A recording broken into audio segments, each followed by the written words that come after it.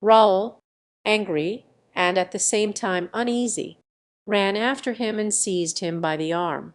"Grimaud," he cried, "remain, I wish it." "Then," replied Grimaud, "you wish me to allow Monsieur le Comte to be killed." He saluted and made a movement to depart. "Grimaud, my friend," said the Viscount, "will you leave me thus, in such anxiety? Speak, speak, in Heaven's name!"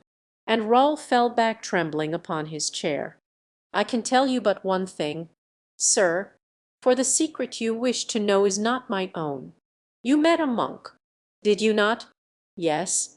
The young men looked at each other with an expression of fear. "You conducted him to the wounded man, and you had time to observe him. And perhaps you would know him again were you to meet him." "Yes, yes," cried both young men. "Very well, if ever you meet him again, wherever it may be, whether on the high road or in the street or in a church, anywhere that he or you may be, put your foot on his neck and crush him without pity, without mercy, as you would crush a viper or a scorpion, destroy him utterly and quit him not until he is dead. The lives of 5 men are not safe, in my opinion, as long as he is on the earth." And without adding another word, Grimaud, profiting by the astonishment and terror into which he had thrown his auditors, rushed from the room. 2 minutes later, the thunder of a horse's hoofs was heard upon the road. It was Grimaud, on his way to Paris. When once in the saddle, Grimaud reflected on two things: first, that at the pace he was going his horse would not carry him 10 miles, and secondly, that he had no money. But Grimaud's ingenuity was more prolific than his speech, and therefore at the first halt he sold his steed, and with the money obtained from the purchase took post horses. Chapter XXXIV. On the eve of battle. Raoul was aroused from his sombre reflections by his host, who rushed into the apartment crying out, "The Spaniards, the Spaniards!" That cry was of such importance as to overcome all preoccupation. The young men made inquiries and ascertained that the enemy was advancing by way of Houdon and Bethune, while Monsieur Zorminges gave orders for the horses to be made ready for departure. The two young men ascended to the upper windows of the house, and saw in the direction of Marsin and of Lens a large body of infantry and cavalry. This time it was not a wandering troop of partisans, it was an entire army.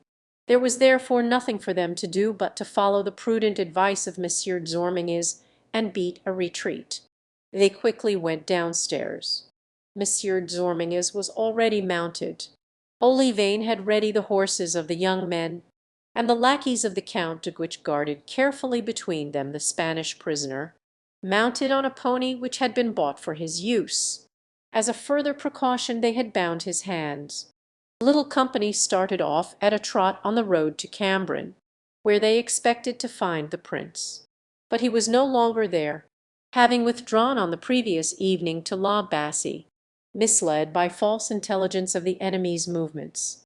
Deceived by this intelligence, he had concentrated his forces between Ville Chapelle and La Venthie, and after a reconnaissance along the entire line, in company with Marshal de Grammont, he had returned and seated himself before a table, with his officers around him. He questioned them as to the news they had each been charged to obtain, but nothing positive had been learned. The hostile army had disappeared 2 days before, and seemed to have gone out of existence.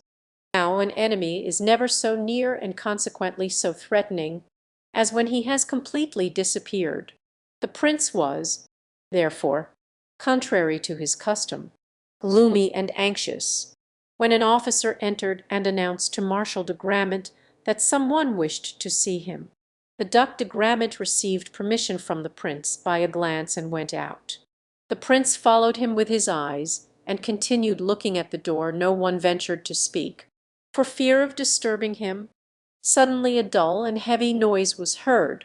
The prince leaped to his feet, extending his hand in the direction whence came the sound. There was no mistaking it, it was the noise of cannon. Every one stood up. At that moment the door opened. "Minciner," said Marshal de Grammont, with a radiant face, "Will your Highness permit my son, Count de Guiche, and his travelling companion, Viscount de Bragelonne, to come in and give news of the enemy, whom they have found while we were looking for him?" "But," eagerly replied the prince, "will I permit? I not only permit, I desire let them come in." The marshal introduced the two young men and placed them face to face with the prince. "Speak, gentlemen," said the prince, saluting them. "First speak. We shall have time afterward for the usual compliments. The most urgent thing now is to learn where the enemy is and what he is doing." It fell naturally to the Count de Guiche to make reply. Not only was he the elder, but he had been presented to the prince by his father. Besides, he had long known the prince, whilst Roll now saw him for the first time. He therefore narrated to the prince what they had seen from the inn at Mazingarbe. Meanwhile, Roll closely observed the young general, already made so famous by the battles of Rocroi, Fribourg, and Nordlingen, Louis de Bourbon, Prince de Conde, who, since the death of his father, Henry de Bourbon, was called, in accordance with the custom of that period, Monsieur le Prince, was a young man, not more than 26 or 27 years old, with the eye of an eagle-owl Ochigryphony, as Dante says Aquilin nose, long, waving hair, of medium height, well formed, possessed of all the qualities essential to the successful soldier, that is to say, the rapid glance, quick decision, fabulous courage.